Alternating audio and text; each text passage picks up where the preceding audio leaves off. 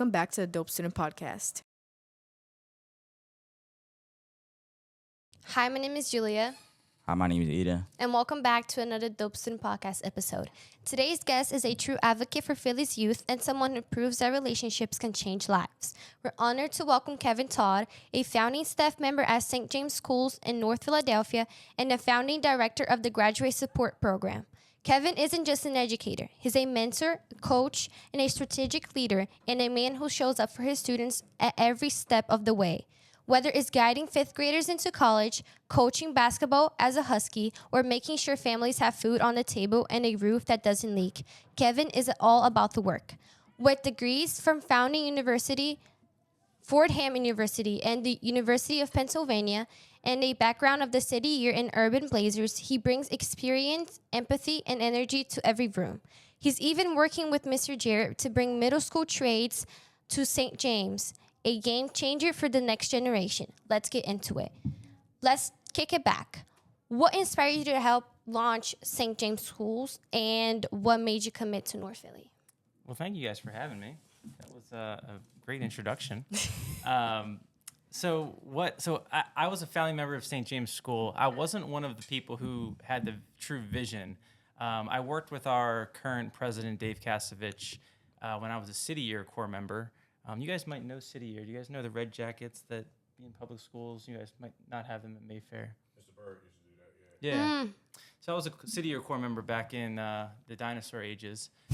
Met our current president of St. James, Dave Kasovich, and when he was launching St. James School in 2011, he brought me down from Fordham, where I was finishing college, and I just loved the whole vision.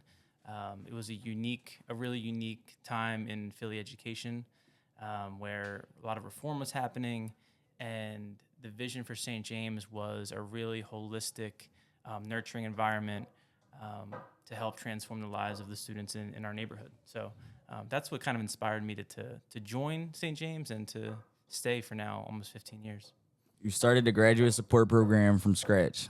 What was your vision and behind it, and why was it so important? Great question. So I love to take credit for the graduate support program and the vision for it, but I should mention we are part of a network of schools across the country called Nativity Miguel Schools. There's about 50 of us all over the country, and one of the hallmarks of Nativity Miguel Schools is the graduate support program. In my opinion, it's what makes them unique, and what it is it's really leveraging the relationships that are built through the elementary and middle school years, and being that kind of advocate during all these important transition moments in a young person's life.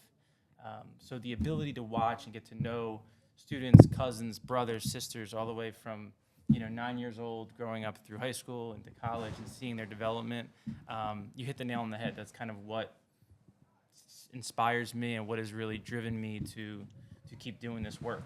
When you get to kind of see the fruits of your labor, and it's not all about making a lot of money or going to college necessarily, but just being with the young people through their journey and their own individual challenges. You've seen students grow from fifth grade all the way through college. What does that kind of long-term relationship mean to you? Yeah, it's everything. So, like I kind of said, it's not all about earning degrees or getting that big job, but just having the privilege of walking alongside the young people through their educational journey or their personal journeys. That's kind of the whole ethos of our graduate support program. We just want to kind of be that trusted person, adult, team, community that the graduates of St. James know they can always come back to. So it's great to see and to give kids the room to grow and develop and change and discover who they really are.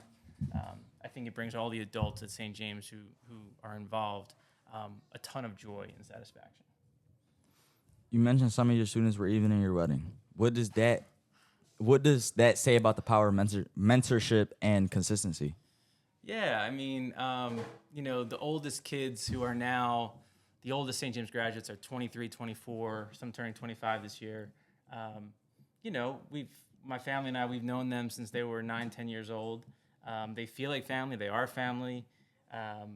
So to have them in the special moments in our life, like our wedding and other things, it's really unique. And I think it speaks to, nothing that I've done personally, but it speaks to the community we've built at St. James. It's a type of environment that I think the young people and the students know is like a second home for them, and they know that we'll do whatever we can to be with them and support them through their own life's ups and downs. What challenges do low-income students face when trying to pursue college or trades, and how does your team help break those barriers? Another really great question. Talking about the trades specifically, there's some really basic stuff that people might just take for granted. For example, here in the Northeast, a lot of the training institutes and the unions have their training facilities close by. For kids from our neighborhood in North Philly, it's not accessible. It's an hour and a half by SEPTA, or a kid who might want to go to Orleans, which is right down the street here. It's really hard to get to a 7:30, 8 a.m. class if you have to take an hour and a half SEPTA bus ride. So transportation is a big one, and the graduate support team, if the conditions are right, will help provide a car or transportation for a young person who wants to pursue the trades. There's also just the challenge of knowing what the trades is, which is the whole reason behind, I think, me being here today and me connecting with Mr. Jarrett is exposure. So what I notice is some of our young people go to college right out of high school thinking that's what they want to do. They might find out after being there for a semester or two it's not for them. They see and they hear a lot about people making money in the trades and having lucrative careers. But by then, there might be 2021, and they've never been taught how to climb a ladder or picked up a hammer like you guys do here in Mayfair. So kind of our vision at St. James is like, as young people are figuring out their path, if they've had exposure to different career options like the building trades, it would make that transition a little smoother and a little more plausible if they kind of know the basics that you guys are learning right here today. How did your experience at City Year, Urban Blazers, and other roles shape your leadership style today? That's a really good question, too. So kind of those experiences I had early in my career were really direct service with students like you guys. Like I was working in classrooms, helping out with small group tutoring, behavior support as a City Year Corps member. This sounds corny and cliche, but the truth is that was really all about building relationships. So that was teaching me as a young person how to connect with young people who might be from a different background than me, have different interests than me, and also bringing my own passions, my own skills, my own experiences to those relationships and watching them grow. I think a big lesson I learned through all those years and those times working in the classroom was just to be your authentic self. And I think you guys can tell me if I'm right or wrong, but I think you guys as kids do a great job and are experts at sniffing out authenticity. Mm-hmm. And if an adult in your life is kind of inauthentic or not being real, I think you can tell me if I'm wrong, but you guys are really quick to like write them off and call them out. Definitely. So that was kind of my whole lesson learned from those early years was like, just be yourself, be who you are. And, with time and commitment, young people and kids will respect you as a teacher or as a mentor. You wear a lot of hats: director of ops, strategic planning, coach, mentor. How do you balance it all while staying focused on the students? That's a good question. My job now, so I've like I said, for 10 years I was the director of graduate support, and that was my dream job. I loved it. I loved working directly with kids, building programs, building support systems. My current role is a little more removed from direct service with kids. Part of my job is pretty boring, making sure the trash gets picked up, the food gets delivered, the lights stay on. But the fun part is getting to dream and align our mission at St. James with some of the programs we're starting, growing, creating, including the building trades. Some of those things you mentioned, like being the basketball coach and other stuff, is really just stuff I do for fun to keep me sane, so I'm not in my inbox and talking to boring adults all day. So, I'm lucky enough that the other people at St. James, our current director of graduate support, my boss, our president, allows me the freedom to do kind of that fun stuff, like coaching basketball and other stuff like that. Why do you think it's important to bring a middle school trades program to St. James? Why do you hope it will unlock? What do you hope it will unlock for your students? Yeah, so one of my favorite programs at St. James is our woodshop apprenticeship program. So once a student graduates from 8th grade, they are eligible to join our woodshop apprenticeship program, which pays young people to get their OSHA certification, learn kind of the skills that you guys are learning with Mr. Jarrett. And it's been really instructive to me to watch how much they love it. Like as soon as they get in and they're building stuff and working with their hands, you can kind of see that fire that I think you guys are showing here. I think we at St. James just kind of want to start that process earlier with middle school kids so that skills can develop further, quicker. We can do bigger, better projects. And hopefully it will lead to more young people pursuing a career in the building trades. We've already had 2 graduates who've graduated from high school and gone on to Thaddeus Stevens Trade School and earned their trade diplomas. We hope that grows, and that's really kind of the impetus behind starting our own building trades program for middle school. You've talked about supporting students academically and emotionally. Why does that dual approach so necessary for the students' success? Great question. So St. James, the vision for St. James was really, the vision for St. James was inspired by someone by the name of Dr. Audrey Evans. If you guys are bored one day, Google Dr. Audrey Evans. She was a very famous pediatric oncologist at CHOP, who also founded the Ronald McDonald House, which you probably have heard of. So the Ronald McDonald House, the whole philosophy behind that was that when a child has cancer, in order to treat the child, you need to treat the whole person, the whole family. So it's really a holistic care of not just the disease, but everything else that's going on in that person's life in order for them to truly heal. Similar at St. James. So we believe that in order for students to learn, achieve, grow, and transform their lives, they need more than just a really great teacher who can teach them how to add, read, science, that kind of thing. They need love, they need care, they need to make sure they have food on their table. They need all of the other things in order to thrive.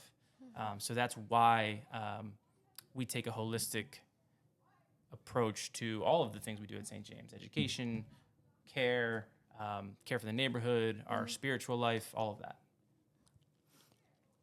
What advice do you have for students who might not see college as their path, but still want to build a successful future? Yeah, great question. So the graduate support program at St. James has never been laser focused just on college. The way we approach our support on that team is really, and it goes back to the first contact our students and families have with graduate support, which is the high school placement process, which you two are familiar with. So the whole goal of finding a high school fit for our 8th graders is about finding the best fit. It's not finding the fanciest school, the prettiest colors, the best uniforms, the best building. It's about what's going to fit the student, the family, and everything around them. And that applies for what happens after college as well. For some kids, it might be going straight to a 4-year school. For some, it might be community college. For some, it might be a career. And I think the goal for us at St. James is to prepare our students and young people for all of those different options, and also giving them the space and time and resources to change course. I think if you talk to Mr. Jarrett or myself, I'm sure you would hear that there have been multiple times we've tried a career, stopped, gone a different direction.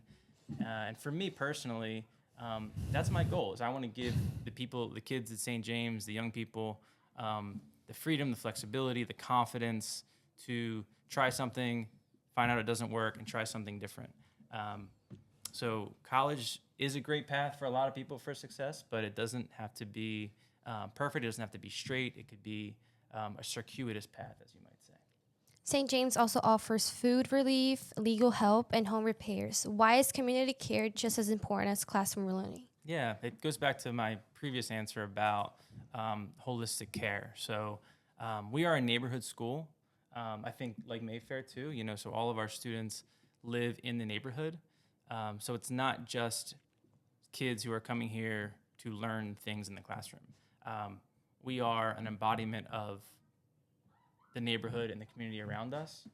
So the health of our community and our neighborhood directly influences the outcomes we hope to see in our students. So that's why things like our food sharing program, our legal aid clinic, our adult education program are all really important to the success of our students and our entire community, really.